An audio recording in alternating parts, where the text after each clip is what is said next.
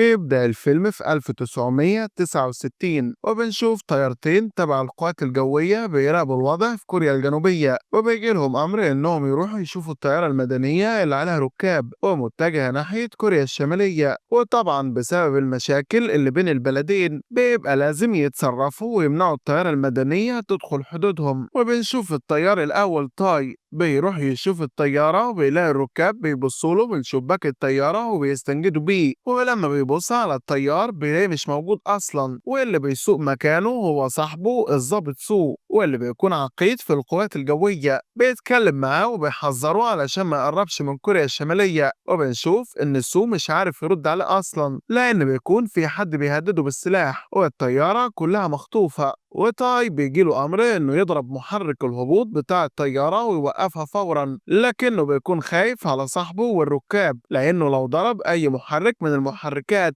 ممكن الطيارة تنفجر والكل يموت. للأسف الطيارة بتدخل حدود كوريا الشمالية، وبنشوف القائد وهو بيزعق له هو وزميله التاني دونج، وبيعاقبهم القائد وبيطلب من تاي يقدم طلب للتعاقد، أما دونج بيعاقبه لمدة شهر. وبعد كام يوم بيروح تاي ومراته يزوروا مرات سو وابنها، وبيلاقوا إن الناس كاتبة على باب البيت إن سو خاين، فبيدهن الباب مرة تانية علشان يمسح اللي هم كاتبينه، وبيدخل بعدها يقعد معاهم جوه البيت. وبنعرف إن من بعد اللي حصل وهو اللي بيهتم بمرات سو وابنه. بنشوف بعدها إن حكومة كوريا الجنوبية عملت مفاوضات مع كوريا الشمالية علشان يرجعوا الناس، وبيبقوا كل الأهالي مستنيينهم يخرجوا، وفعلا بيخرج كل اللي كان في الطيارة، لكن الضباط بيركبوهم أتوبيس علشان ياخدوهم ويحققوا معاهم في اللي حصل. وبيبقى فاضل 11 شخص ما خرجوش معاهم ومنهم سو. ولما بيسأل تاي عن السبب بيقول له الضابط إنهم رفضوا يرجعوا للبلد، وكوريا الشمالية أعلنت إنها مش هترجعهم مرة تانية. بيتصدم تاي من كلامه، ومرات سو بتنهار وبتفضل تعيط. بعد سنة بنروح لمطار سوشوكو وبنشوف إن تاي بقى بيشتغل في المطار كمساعد طيار مدني، وبيروح هو والكابتن يستريحوا قبل ما يطلعوا بالطيارة التانية. وبيتكلم معاه الكابتن عن حادثة الاختطاف اللي حصلت قبل كده، وبيسأله ليه ما ضربش نار على المحرك ووقف الطيارة وقتها. فبيقول له تاي إنه كان متوتر ومعرفش يتصرف بسرعة. الكابتن بيقول له إن غريزة إنقاذ الناس هي اللي اتحركت عنده، وإنه جندي سيء لكن كطيار هو كويس جدا لأنه أنقذ الناس في وقتها. بعدها بنشوف الركاب واقفين عند باب الدخول علشان يطلعوا للطيارة، وبيبقى وقتها الكراسي مش مترقمة، علشان كده بيبدأ الكل يجري علشان يلحق يقعد في مكانه، والمضيف والمضيفة بيبدأوا يشوفوا الركاب علشان يطمنوا إن كل واحد قاعد. وبنعرف إن المضيفة اسمها سون، وبتلاقي سيدة عجوزة معاها فرخة وبتعرفها إنه ممنوع، لكن الست العجوزة بتبقى مصرة لأنها جايباها لبنتها المريضة ومسافرة لها. بيخرج تاي وبيحل الموضوع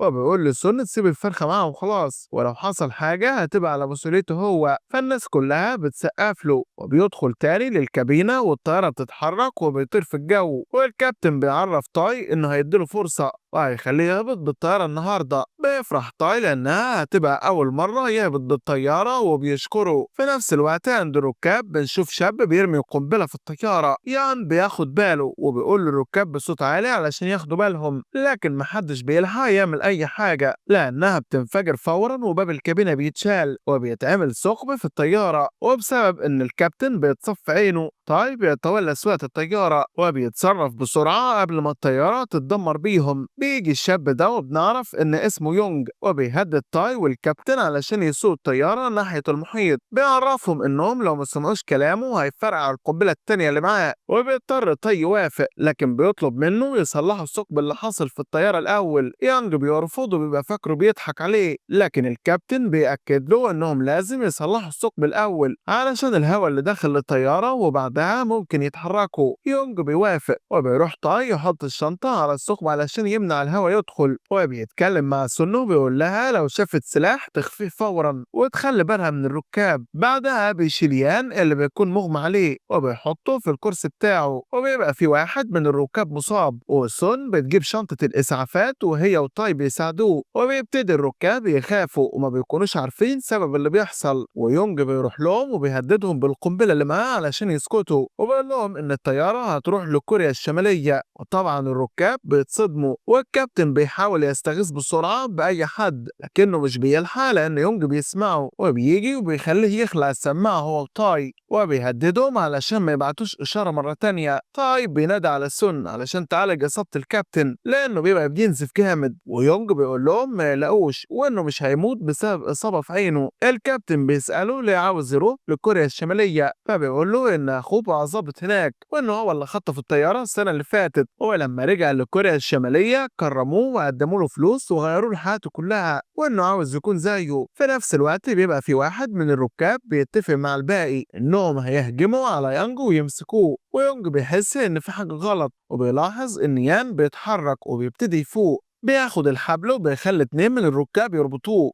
وبعد ما بيتأكد إنه اتربط بيكون عاوز يرجع للكابينة، لكن بيهجم عليه الراجل اللي اتفق مع الباقي وبيشاور لهم علشان يساعدوه زي ما اتفقوا، لكنهم للأسف بيخافوا وبيسيبوه لوحده. بيلمح المسدس وبياخده بسرعة وبيضربه وبيهددوا بيه وبيكون عاوز يخلص عليه، وتاي بيجي وبيحاول يمنعه وبيقول له إنهم خلاص قربوا يوصلوا. بيوافق يونج لكنه بيلاقي سكينة وبيمسكها وبيطعن الراجل في رجله علشان يعاقبه ويخوف الباقيين كمان، وبالفعل كلهم بيخافوا. ومرات الراجل بتمسك جوزها بسرعة وهي بتعيط، وبيرجع تاي لمكانه، والسون بتجيب شنطة الإسعافات علشان تعالج الراجل. والكابتن بيبلغ الركاب إنهم قربوا يوصلوا لكوريا الشمالية خلاص، وعلشان كده لازم يتخلصوا من الباسبورتات والبطايق علشان محدش يتعرف عليهم. ويان بيفوق وبينادي على السون علشان تفكه، بتروح له بسرعة لكن يونج بيحس بحركة وبيبقى هيبص عليهم، فبتقوم بسرعة وبتعمل نفسها بتلم الباسبورات. يونج بيفتكر اللي حصل له بعد ما اخوه خطف الطيارة الأولى، وإن الكل بقى بيضايقهم خصوصا إنهم من كوريا الشمالية أصلا. والشرطة بتيجي وبتفتش بيته، واحد منهم بيحط له منشورات علشان يبينوا إنه جاسوس تبع كوريا الشمالية، وبياخدوه معاهم فعلا. ولما بيخرج من السجن بعد فترة بيرجع لبيته وبيلاقي مامته ميتة وجثتها متحللة، وبيتصدم من اللي حصل لها في غيابه وبينهار وبيحرق جثتها بنفسه. بعدها بيقرر يعمل زي ما اخوه عمل علشان يرجع لكوريا الشمالية ويكافئوه. ويان بيطلب من الركاب بصوت واطي انهم يساعدوه، وبيقوم واحد منهم بسرعة وبيحاول يفكه، وسون بتحاول تداريهم علشان يونج ما يشوفهمش، لكن يونج بيحس ان في حركة غريبة وبيقوم يمسكها علشان يخليها تقعد معاهم في الكابينة. وتاي بيستغل انه خرج من الكابينة وبيضغط على الزرار بسرعة وبيعمل صوت زي صوت الانذار. يونج بيسألوه عن اللي بيحصل، والكابتن بيقول له ان الوقود خلص وانهم لازم يهبطوا دلوقتي، فيونج بيتعصب وبيضربه في عينه التانية.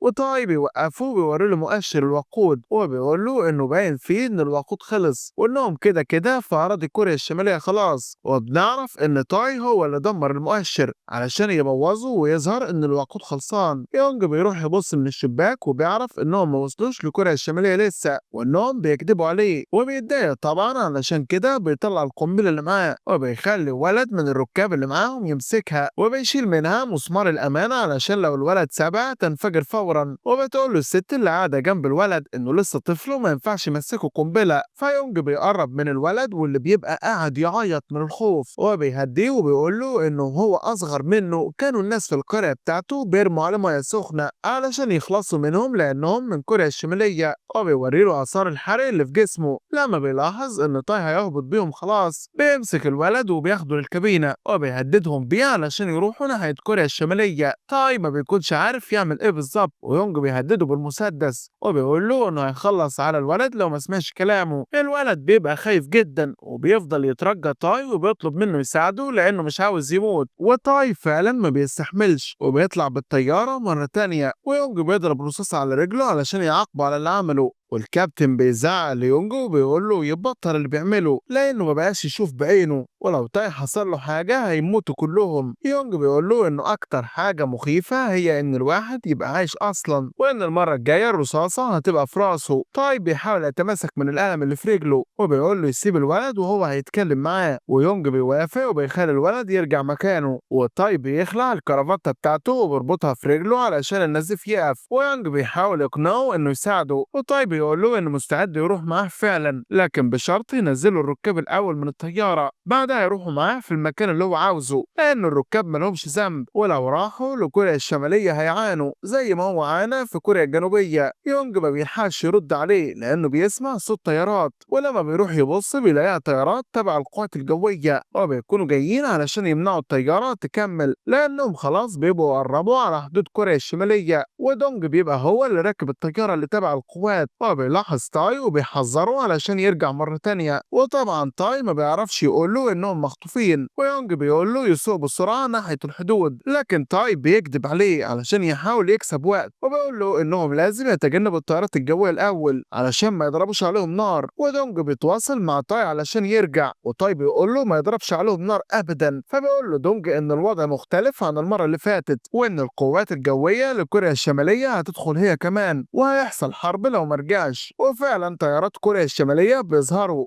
وبيحاول تاي يتفادى كل الطيارات اللي بتقرب ناحيتهم، وكمان ضرب النار اللي بيتضرب عليهم. بعدها دونج بيبلغوا ان جاله امر انه يدمر طيارتهم فورا لو ما وقفش الطياره وهبطوا بيها. تاي بيقول له انه هيهبط خلاص، ويانج لما بيسمع كلامه بيتعصب ويوجه المسدس ناحية الكابتن وبيهدده، وعلشان كده بيرتفع تاي مرة تانية بالطيارة وبيبقى في صاروخ هيضرب عليهم، ودونج بيمنع ضرب الصاروخ على آخر لحظة، وبيعرف بقى الطيارات إنهم مخطوفين وإن هو هيتصرف معاهم وهيخليهم يهبطوا. تاي بيبلغ يونج إن دي فرصتهم الأخيرة، ولو ما نزلوش بالطيارة هيموتوا كلهم. فبيقول إنه ما عندوش مانع ويكمل طريقه لكوريا الشمالية، وبيهدده بالسلاح، وما بيكونش قدامهم غير ثواني خلاص ويدخلوا على حدود كوريا الشمالية. وتاي بيقرر ما يدخلش وبيرتفع بمستوى الطيارة بسرعة كبيرة جدا، وبسبب كده يونج بيقع والمسدس بيقع من ايده، وكل الركاب بيحاولوا يتماسكوا، وسون بتحاول تفك الحبل بتاع يان بسرعة، ودونج بيبلغ القوات بتاعتهم بانهم ينسحبوا لان الطيارة خلاص راجعة ناحية الجنوب. وتاي بيبقى قرر انه يتصرف بنفسه، وبيبلغ الكابتن انه يسحب عصاية التحكم بعد 10 ثواني. بعدها بيروح ناحية يونج اللي بيبقى ماسك سكينة وبيحاول يمسكه علشان يوقفه، ومرات واحد من الركاب بتلاقي المسدس وجوزها بياخده وبيروح ناحية يان علشان يفكه. وسون بتروح للكابتن علشان تساعده لأنه ما بيكونش شايف كويس، وقبل ما يونج يطعن تاي بيوقفه يان وبيضرب عليه رصاصة وبيهدده علشان ما يتحركش، لكن يونج بيهدده هو كمان بالقنبلة اللي معاه. وتاي بيطلب منه يوقف اللي بيعمله علشان يقدروا يعالجوه ويعيش، لكن يانج بيتحرك من مكانه ويان بيضرب عليه نار وبيموت يانج وبيقع على الارض والقنبله بتقع منه. وتاي بيتصرف بسرعه وبيحط عليها حاجه، بعدها بيرمي نفسه فوقيها علشان ما تنفجرش في الركاب وتموتهم، لكن للأسف بيتصاب إصابات خطيرة وإيده بتتقطع، ومع ذلك بيبقى عاوز يقوم يساعد الكابتن. يان بيجيب له شنطة الإسعافات بسرعة، والست العجوزة بتربط له إيده المقطوعة، ويان بيحقنه بمسكن علشان ما يحسش بالألم، وبيقدروا بعدها يتصرفوا ويقفلوا القنبلة اللي في إيد الولد علشان ما تنفجرش هي كمان. وتاي بيقوم بعدها وبيقعد في مكانه علشان يهبطوا، لكن بيلاقي جهازه الهبوط مكسور أصلا وما بيكونش قدامهم غير جهاز الهبوط اليدوي. كل الركاب قرروا يساعدوه وبيربطوا حبل في الجهاز وبيشدوه كلهم، وفعلا بينجحوا وعجلة الهبوط بتنزل، والكابتن بيخلي تاي يعلن عملية الهبوط للركاب بنفسه، لكن بعدها للأسف الوقود بيخلص وتاي بيغمى عليه وبيحلم بمراته وهي بتهون عليه ساعة اللي حصل مع سو، وبيفوق مرة تانية وبيقرر يهبطوا هبوط اضطراري وبيعمل كل جهده وفعلا بينجح، وبالرغم من ان جزء كبير من الطيارة اتدمر لكن كل الركاب بيكونوا لسه عايشين حتى يان وسون والكابتن، إلا هو الوحيد اللي بيموت بعد ما أنقذ كل الركاب وحقق أمنيته في الهبوط. وبنعرف إن اللي حصل ده كله كانت قصة حقيقية حصلت يوم 23 يناير سنة 1971، وكل الركاب نجوا بحياتهم إلا الخاطف ومساعد الطيار اللي بيكون ضحى بحياته ورمى نفسه على القنبلة. لايك للفيديو لو عجبك يا صديقي، وما تنساش تشاركنا برأيك في التعليقات واقترح لنا أفلام تحب نلخصها، وياريت تشترك معنا في القناة وتفعل الجرس علشان تشوف كل ملخصاتنا اللي جاية.